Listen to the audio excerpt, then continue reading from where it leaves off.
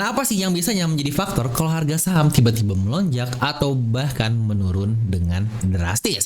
Di mana simpelnya terdapat 5 faktor utama yang mempengaruhi naik turun dari harga saham yang ada. Di mana yang pertama dan ini yang sebenarnya yang paling penting adalah kinerja dari perusahaan. Ya seperti kalau labanya naik, prospeknya bagus atau dia bagi-bagi dividen besar, pasti investor akan tertarik untuk membeli sahamnya. Dan balik lagi, kalau banyak yang ingin beli, harganya otomatis akan ikutan naik. Tetapi mungkin kalau sebaliknya di mana perusahaan dalam keadaan merugi, otomatis orang banyak yang menjual dan kalau banyak menjual harganya akan turun. Lalu yang kedua adalah sentimen pasar dan juga berita. Di mana seperti berita merger, akuisisi atau mungkin terdapat CEO yang baru ini bisa bikin harga saham melonjak jika mereka ini berlaku baik. Tetapi jika terdapat skandal atau kasus hukum ini biasanya akan ikutan bikin harga jadi jeblok. Dan yang ketiga faktornya adalah ekonomi dan politik juga biasanya berpengaruh. Ya seperti adanya inflasi, suku bunga, atau mungkin krisis ini pun bisa bikin investor keluar dari pasar. Dan mungkin faktor yang keempat adalah faktor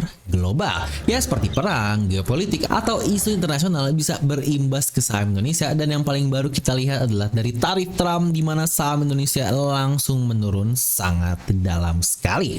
Dan faktor yang kelima adalah psikologi dari investor ini sendiri. Di mana FOMO bikin kita ingin membeli di harga tinggi serta juga panic selling bikin kita ingin ngejual di harga yang rendah. Lagi-lagi psikologi investor ini sangat-sangat berpengaruh dalam naik turun dari harga pasar. Tetapi yang paling penting menurut saya apalagi dalam jangka panjang adalah nomor satu, yaitu kinerja perusahaan. Jadi baik lagi, jangan sampai kita terjebak sentimen saat, fokuslah ke fundamental jika kita ingin berinvestasi dalam jangka panjang.